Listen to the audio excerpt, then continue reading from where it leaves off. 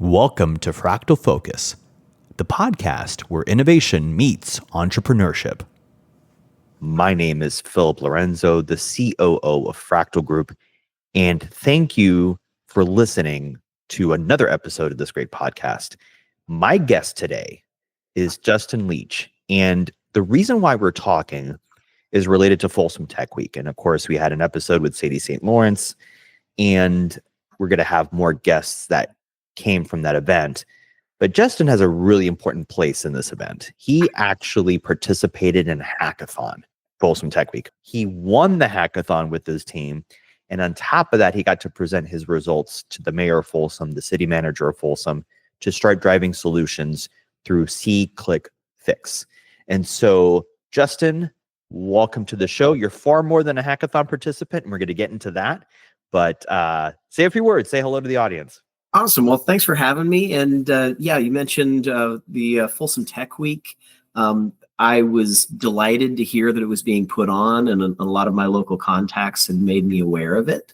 As a close to lifelong resident of the Sacramento area, as well as having worked with a lot of startups and investors and venture capital, private equity groups, I looked at that as something that I just really wanted to be involved in, to kind of support the innovation that's going on in my hometown. It was a wonderful event. Yeah, I think what was important about Folsom Tech Week was to see this community come to life almost in real time. And I kind of want to hear from your words as someone who really loves the area. You're a Sacramento native, so you're from the area. You've done so many different things in the Sacramento area to get into that. But tell me in your words, how did it feel to see the community come out the way that it did for this event, especially where you are in your stage of your career?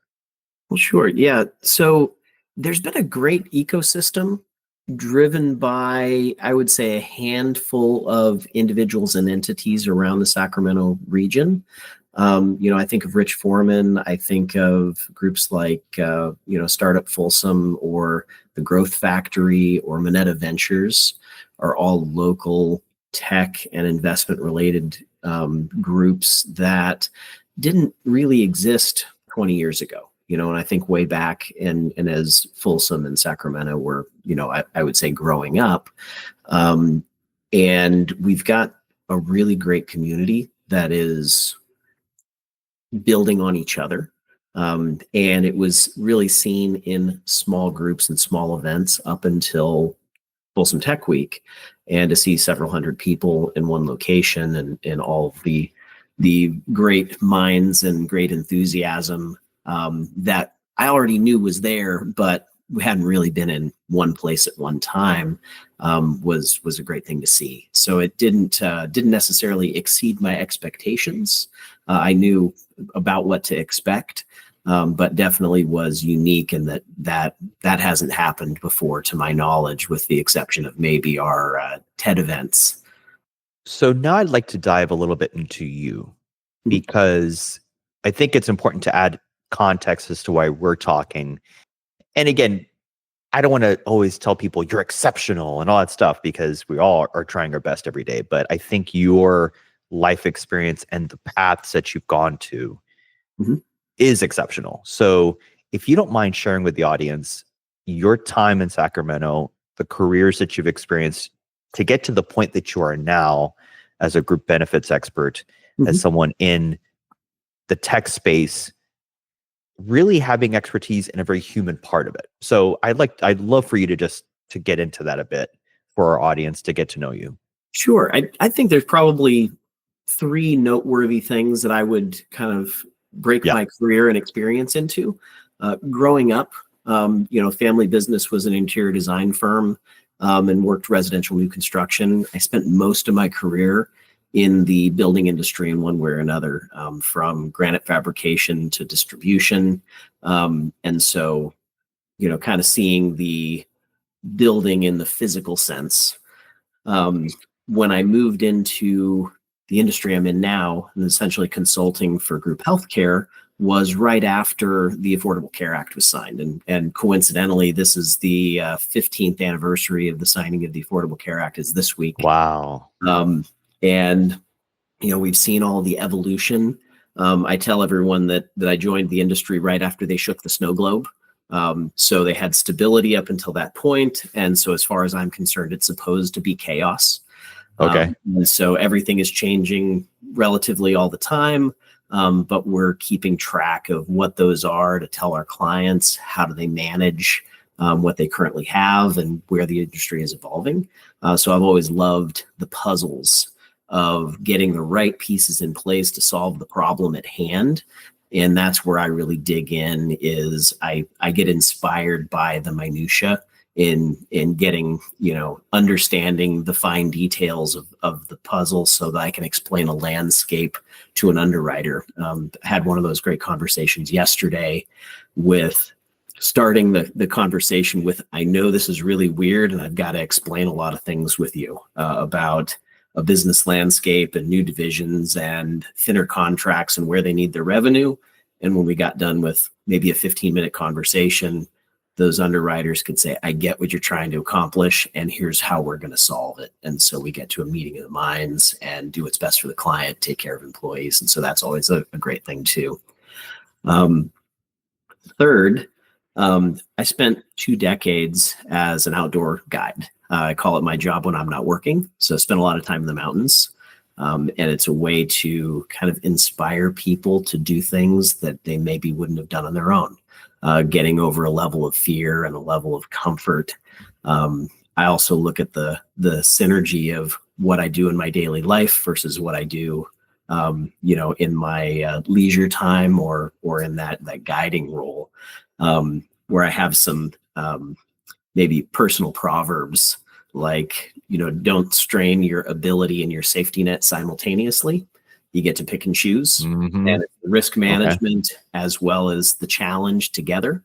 I tend to decorate my office with some of those memories. But when I think of the strategy piece, I have a lot of overlaps. I tend to use mountaineering analogies when I'm explaining a concept because that's close to my heart and makes it a little bit more interesting for the people I get to interact with. I think what's great about your experience, both professionally, but also personally in your connection to, and let's get some context here. This is an audio podcast, but if we ever release the video, you're going to see the background behind Justin. And there are mountains and landscapes behind him that represent, I feel like, and you can definitely expound on this, where you feel most at home. And I think, if I'm bold enough to say, technology and our obsession with it, and especially people that are in the tech world, we need to still connect with nature, and we still need to connect with the ground beneath your feet. So if you don't mind talking about the photos behind you, and tell me a bit about, because you already talked about your analogies, you just spoke on that. And I think there's something there about the value that brings. So I'd like for you to talk about the photos behind you, but also talk about how that also, a little bit further into how that influences the way that you approach problem solving in the tech space. Awesome.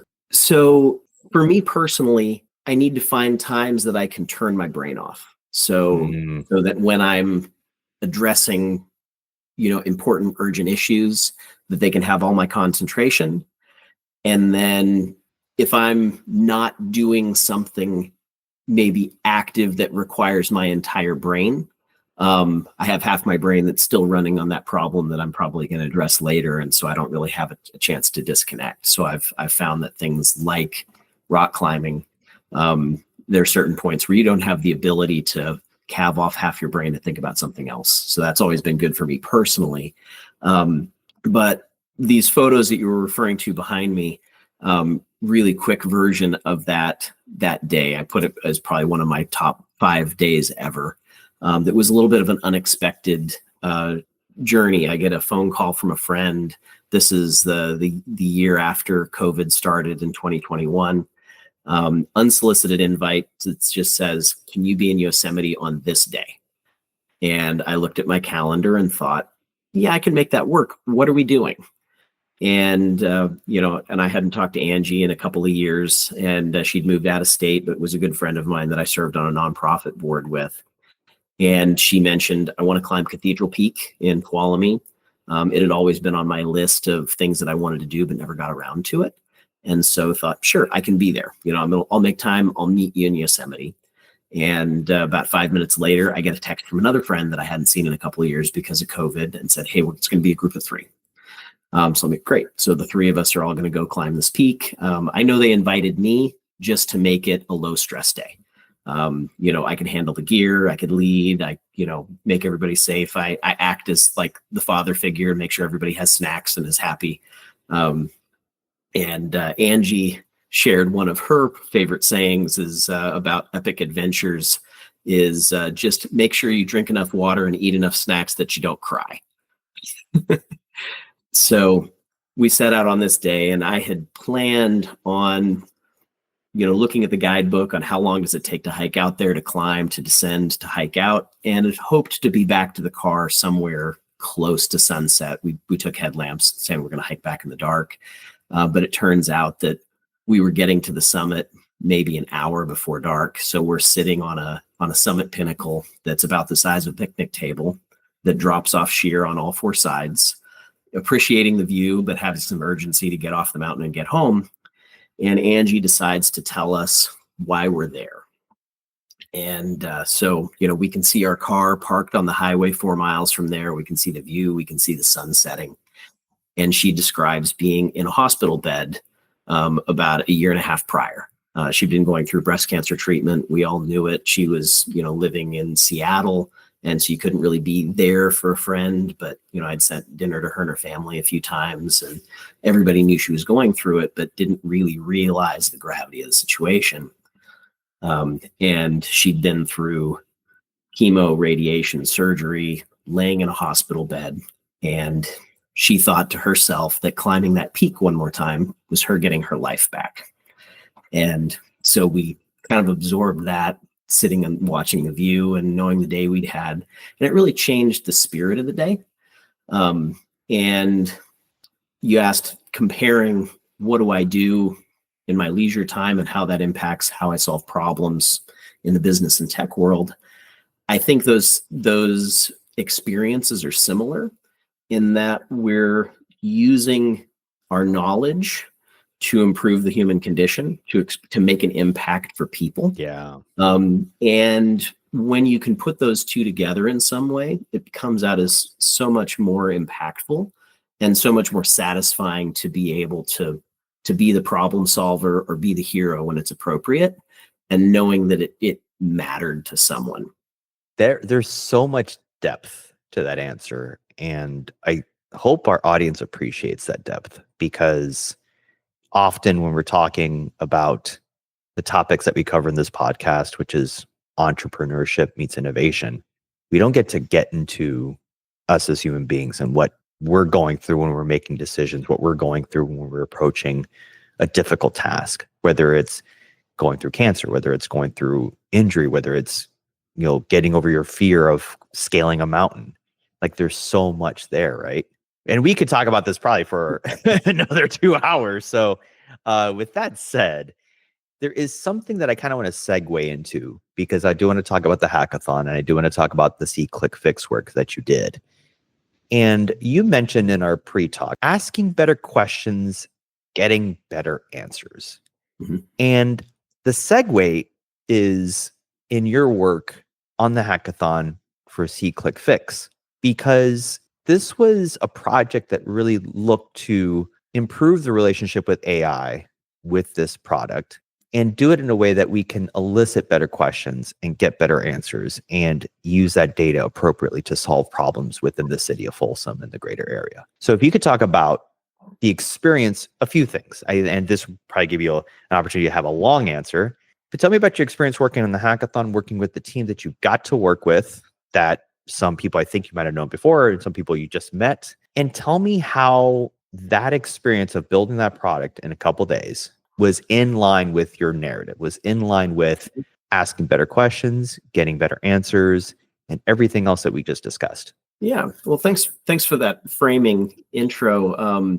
So we had talked about the benefits consulting firm that I founded is Curiosity Benefits Consulting, and it's here in Sacramento region, but we work with multi-state employers across the country. The spirit of the name is I look back over my career and realized that, it was never a big logo. It was never a widget. How I always helped clients and really moved the needle for them was asking better questions, being inquisitive, so that I could explain that landscape and solve a real problem. And in hindsight, because of the hackathon, I kind of realized that my daily work is a hackathon of sorts.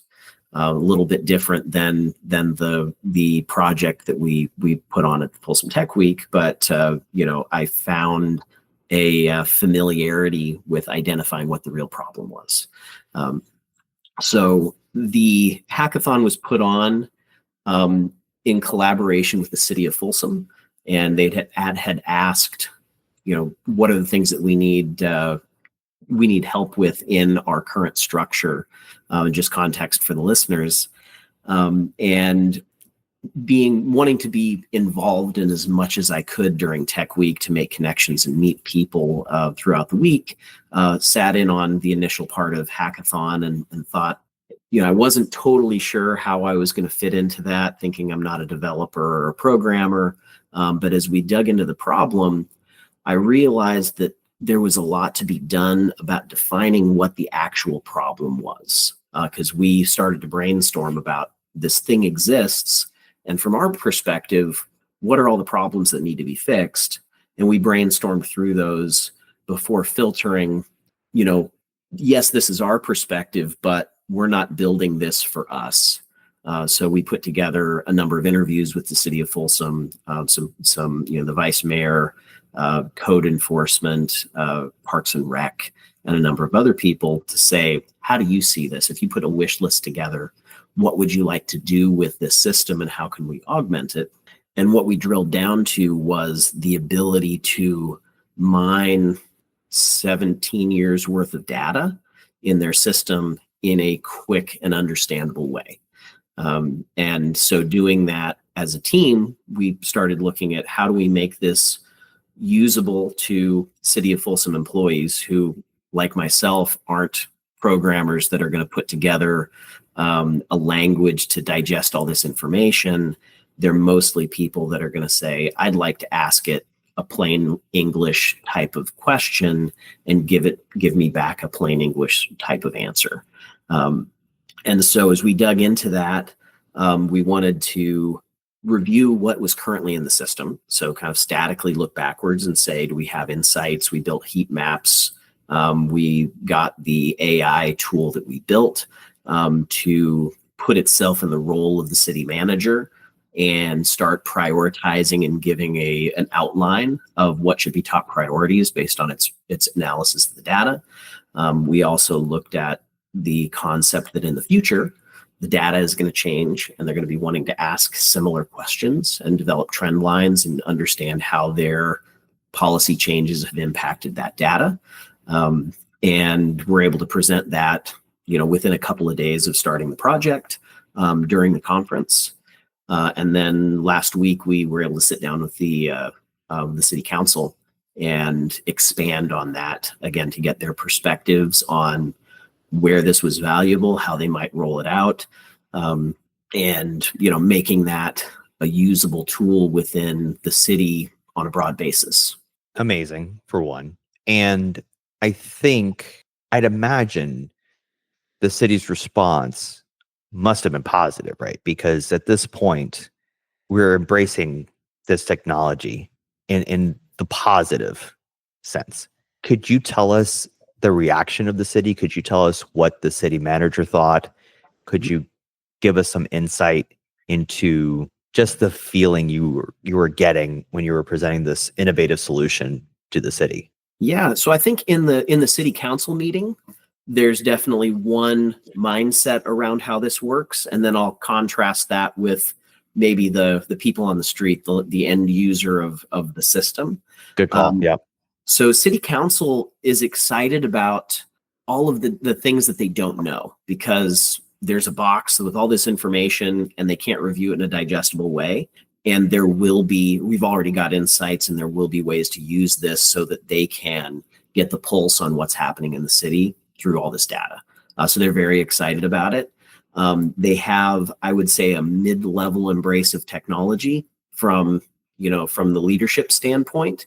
But part of why they were leaning on Tech Week and all the minds we had together was that they didn't have the tribal knowledge to create something like this themselves. And so we're at a point where we could just hand over the model and say, here's how it works. But what we're planning to do, which is a little bit more in the spirit of solving exactly the right problem before we start streamlining things, is they're going to have continued internal conversations, because we just scratched the surface in a couple of days to talk to a number of people. But I think in each of their divisions, they want to have conversations about, what does your wish list look like? And what are the type of things do you think we should mine this for, so that we can get a tool that does all of those things on a micro basis, and then are able to build APIs to pull new data, to deliver a report to someone in that role rather than having them have to ask for it. And so there's defining the problem and then rolling it out on a scale basis that just makes it less friction, more seamless, so that it's going to get used. So we don't have the extra clicks that might prevent someone from looking for the data. Are you thinking of this product that you've built during the hackathon beyond the confines of Folsom? Are you thinking about this as a potential product? This is where the entrepreneurial side maybe comes in a little bit, right? Because you've been an entrepreneur yourself. Is there a feeling you're getting, or is there quantifiable data that you're looking at that feels like this could be beyond the city of Folsom and beyond the greater Sacramento area? Yeah, that was definitely volunteered to us from City Council, because the platform that we're constructing this to work with is used across the country. There are a lot of municipalities that use it, and it's done a great job for what it was built for.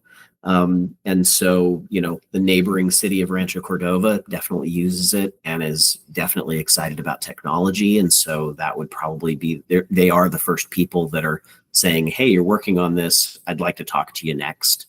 And so there's definitely some potential there.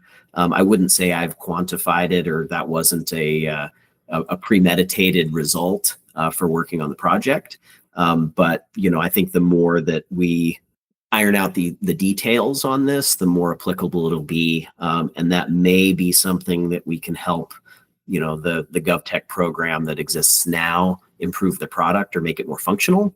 Or it might be something that, on the side, we just know that we have the ability, and we've already interacted with the vendor to say that building an API, they're totally open to it. They gave us the instruction manual to say, here's how you connect to our system, because it's not protected data. So they're really open to doing that. And anyone that wanted to do something like we've done would have the ability to. Yeah, that makes perfect sense. And it is interesting, right, that you didn't have, at that moment you were creating it, the instinct, or not the instinct, but certainly the thought to expand it out. But it took someone else to say, by the way, this could be something you can continue to iterate and then install in other municipalities and cities software. Yeah. I promised to contrast City Council to the end users. Yeah, we're gonna get to that. Yeah, and this was something that I made a point to pause. So there were 33,000 incidents that had been processed through the program. And, that's triaged within the city employees and sent to the right place, whether it's Parks and Rec or code enforcement, or, a vendor that picks up shopping carts, or one that fills potholes, and they've gone through all this stuff. When you talk to the people who are, I guess, living the data on a daily basis, there's a certain level of, I know exactly what all this data says because it comes across my desk every day. And, at the very least from seat of the pants, they're not removed from the data like city council is. So their wish list was a little bit different, and thinking of streamlining flow or how do I make their jobs easier. But I also felt it was important to say they've gone through 33,000 tasks and resolved for the residents of Folsom. And from a city council standpoint or leadership standpoint, they're looking at how do we bridge the gap between where we're doing and what we want to, or where we want to be. And I recommended that this is also an opportunity to applaud all the work from the end users, the frontline workers who are actually doing the jobs. That, can you believe that we've responded to 33,000 requests from the city? And they've had the opportunity to do that. They got visibility from the residents saying, thank you for letting us know. And now we can actually solve this and make the city a better place. So I like both halves of that we can, use the data to celebrate as well as find gaps. That is the mindset of any good entrepreneur, I think, or any good innovator, is to celebrate those moments, to celebrate the work, but then go, wait a minute, there's a lot more to do, right? Like, you can't just sit in your laurels. So as we close out, what is the one thing you want to tell our audience about not only the experience of the hackathon for you, but also maybe in a couple sentences, some good nugget of wisdom about especially being an entrepreneur in this space that isn't a programmer, that isn't on the technical side, the way that we think of technical side, right? You're not in a command line. You're not typing in prompts, with VS Code. There's things you don't get to do, but if you can leave our audience with a piece of advice or maybe just some nuggets of wisdom about I don't want to lead the witness here, make it clear. But definitely, if in your own words, express to people why it's so important to at least dip your toe in the waters of innovation and technology. You made me have two thoughts. I thought of an Elon Musk quote of the worst case is to optimize a thing that shouldn't exist. And that was a little bit of like defining our problem. Right. And I appreciate that. For myself, I consider myself tech adjacent. There are a lot of things that touch my clients and data flow that I work in that's very common.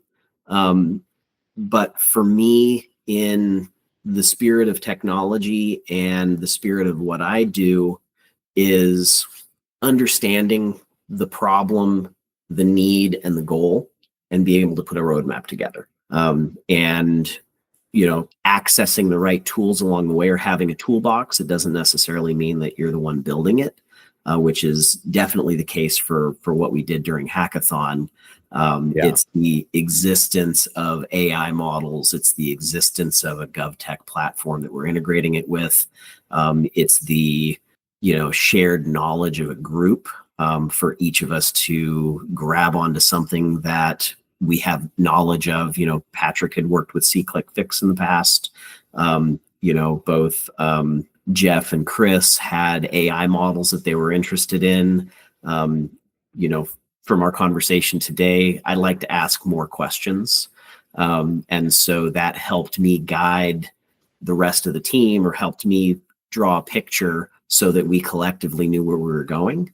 And I think that tech is not a thing, it's an ecosystem, and that we'll continue to mold that ecosystem towards better things as we move ahead. That's a good summation. I like that. And especially the part about ecosystem, which is another segue for me. So we were just speaking with Justin Leach, group benefits expert in the greater Sacramento area in Folsom, and talking about his experience working on the hackathon. So this is the part where I get to brag a little bit about what we do. And so Fractal Group also has a company called FYC Labs, which actually sponsored the hackathon with the city. And so it is a point where I'd like to remind everybody that's listening that entrepreneurship and innovation is really important to cultivate. And Fractal Group strives to do that.